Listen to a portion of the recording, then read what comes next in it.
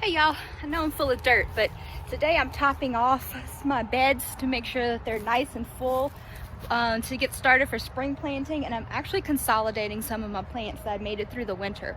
So I'm moving my lettuces and I'm making a like a lettuce bed or a salad bed right here, there, and you can see here, right in here, I have a hole dug out. I'm going to show you how I moved all of these lettuces over here. I'm gonna show you how I moved them. I moved those green onions also.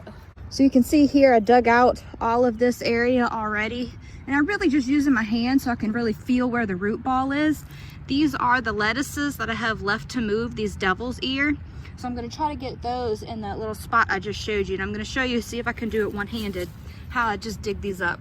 And you can see I'm just taking my hand. I'm about probably 4 inches deep.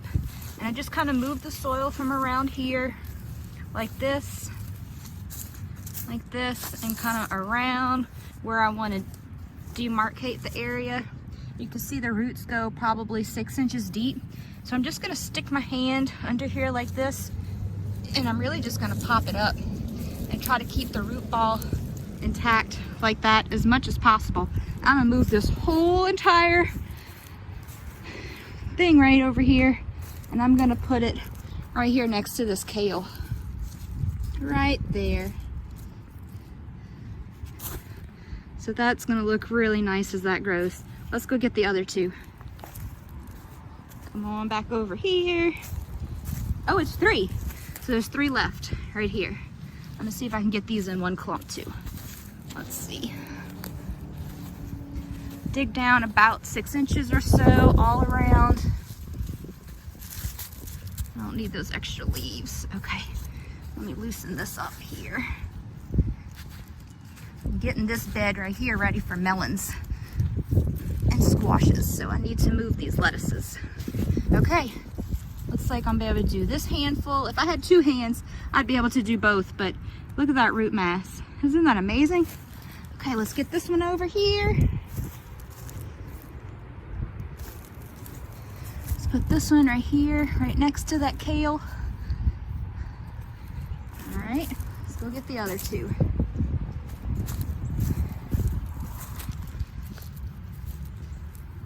Okay, wow, look at that.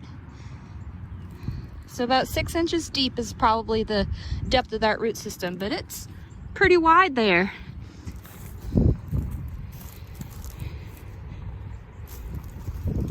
We're just gonna tuck this one in right here as well. That'll look nice, and then we're just gonna backfill with this soil here that I put. Let's just get this right in here.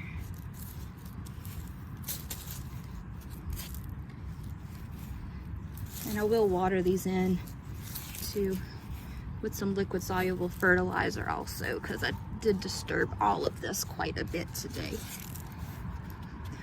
Okay, so let me give you a look at how this is. I moved almost everything except for the kale and whatever this little brassica is. I don't know if it's a mustard or some kind of kale or something, but I left that one. That ragged jack kale is so pretty. I love the coloration on it. So there's our devil's ear lettuces. Back here, hiding back here in some shade. That's the bronze mignonette lettuce. Oops, sorry, right there. These are the freckles romaine, and this one here, that's the bronze arrowhead right here. I think I only have 1, maybe 2 if that little one survives. I moved my green onions into a row there, and these are my other romaine type lettuce. I don't know what I did with the tag for that one, but these are a romaine type. And these are my arugula that have been there. They're flowering. These are some more arugula here. This is my Swiss chard. I did move this one to this location, and I had 2, one more there. So 2 little ones here and 1 more there for Swiss chard. And y'all look at this. I love this. I put this little obelisk here for this cherry tomato to grow up.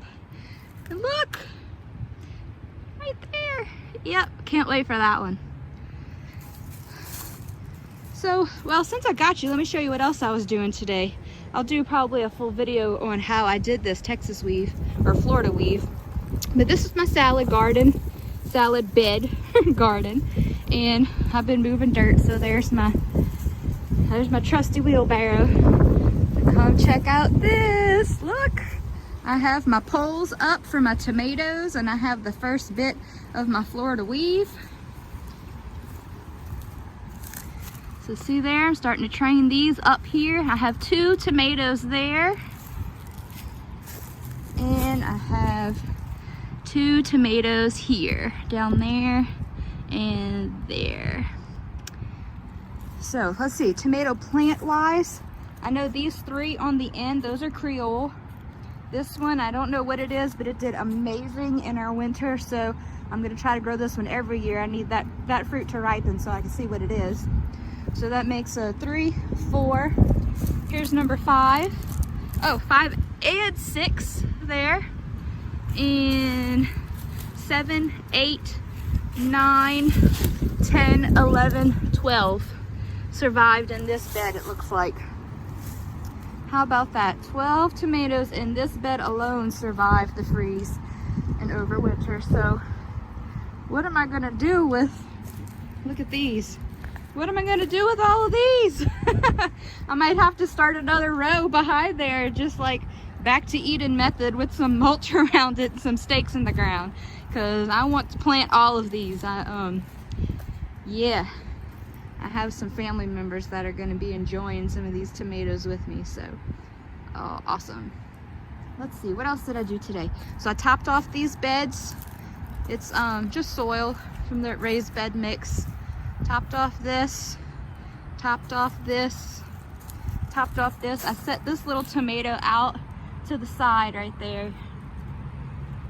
Set it out to the side so that it can grow out that way. I'll probably let that one vine unless I find another trellis. I might have a trellis for it, we'll see. And these here, I'm letting these stay flowering for a little while. These are my brassicas and my cabbage. I'm gonna leave those for now. Let's see, what else did I do today, this morning so far? Oh, I dropped these poles in right here. Drop those poles in. I haven't started the weave yet on those. I'm gonna do that on a video for y'all so y'all can see that. Oh, one other fun thing. Y'all, I've been having this growing, and it looks sad now because I pulled it. This has been growing in the corner over there for some time, and I was always so disappointed. I thought it was a Swiss chard and it was barely doing anything, and I was so disappointed. And now that I'm topping off these beds, I said I needed to move it. So I pulled it, and y'all, it was a beet. Oh, it's my only beet so far this year. So that was a surprise. I think this one I put in seed in like October, and here we are the very end of November, and look at this tiny beet. So next season, note to self, these need more sun during the winter time. I can't plant the seeds too deep. I need to make sure my beds are all the way topped up so that they can get every little bit of sunlight possible. But look at that little beet. I'm gonna put him back in here and see if he'll perk up. And if not, he's gonna be lunch. Just go right back in there. How cool. So now I'm left with quite some craters in here. So I'm gonna get to working on my pile there, digging, putting that in my wheelbarrow and topping off this bed with the raised bed mix.